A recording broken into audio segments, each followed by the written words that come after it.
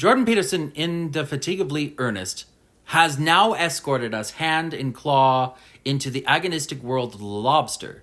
He does this with the zeal of a Victorian naturalist, though with more serotonin and fewer pith helmets. On pages 4 to 7 of 12 Rules for Life, he presents what can only be described as crustacean opera, levels of conflict, ritualized domination, chemical espionage, and the odd threatened amputation. It is an undersea Iliad, except with more antenna, whipping, and less decorum. And yet all of it, the claws, the sprays, the brain-dissolving humiliation, is not actually about lobsters at all. Not really. It is the prelude to a single sentence, a shimmering thesis waiting like a moral in a children's fable. Quote, anyone who's experienced a painful transformation after a serious defeat in romance or career may feel some sense of kinship with the once successful crustacean. This is Peterson on page 7. This is Peterson's great turn, his almost theatrical pivot. Everything before this line, the neurochemistry, the shelter, the scarcity, the chemical jets beneath the lobster's eyes, has been, in effect, a setup. And the whole thing is a dramatic clearing of the throat. We are meant to nod gravely, envisioning our broken hearts and stalled careers in the stern, sea-battered face of the lobster. And here the question arises, is Peterson earnest? Is he actually inviting us to recognize ourselves in these serotonin-drenched sea spiders? Or is this another moment of inadvertent comedy, as the ha-ha on page 1 showed, in which the seriousness of the speaker bestows a kind of tragic hilarity on the material? Because, and this feels important, I do not recall, during the dying embers of a breakup, shooting chemical liquid from beneath my eyes at rival suitors.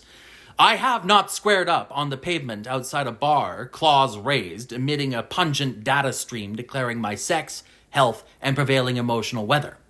Most of us, when heartbroken, do something infinitely more pathetic. We text someone we shouldn't. We listen to an album from our teenage years. We eat something with far too much grease on it. Not one of these actions signals dominance in the lobster sense. Still, let us offer Peterson the courtesy of good faith, as I've said I want this project to do.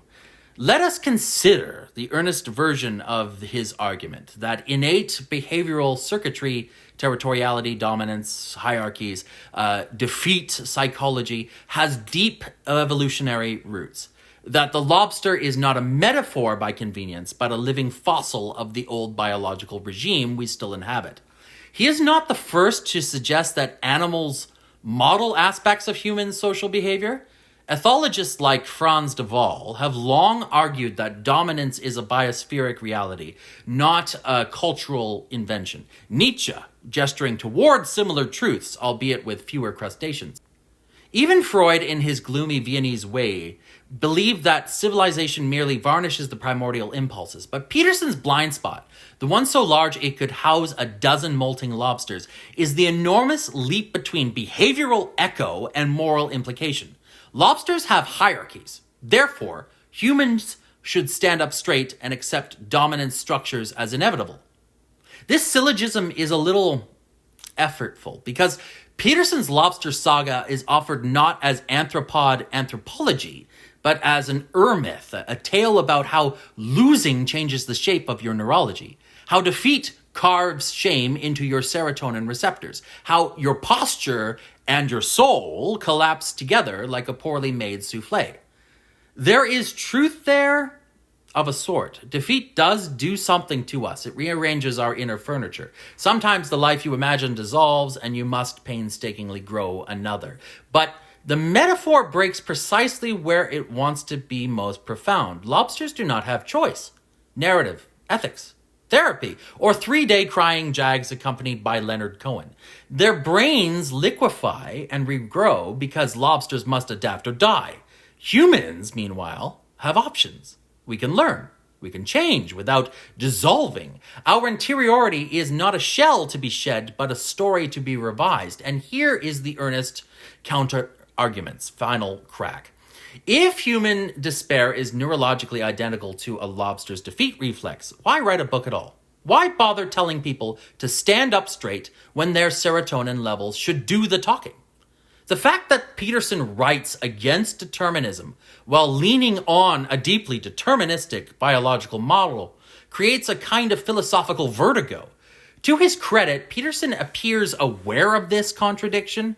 The lobster, heroic, beleaguered, soft-bodied, and gloriously absurd, serves as both a biological fact and a moral allegory. And allegories are dangerous things. They always turn on you. They reveal their author. They carry a faint whiff of overcommitment. So, what do we make of Peterson's summative line? Does a defeated human really feel kinship with a defeated lobster? Or is Peterson reaching for a metaphor whose claws simply can't grip the complexity of human defeat? I suspect the latter, but I also suspect something kinder. Peterson is trying, slightly too hard, but earnestly, to universalize suffering, to say, you are part of something ancient. Your pain is not new. You are not alone in your collapse. It is touching. It is strange. It is utterly insane when one imagines shooting chemical jets at strangers. And it is paradoxically quite human. Anyway, should you wish to find the citations of this talk, take a look in the description.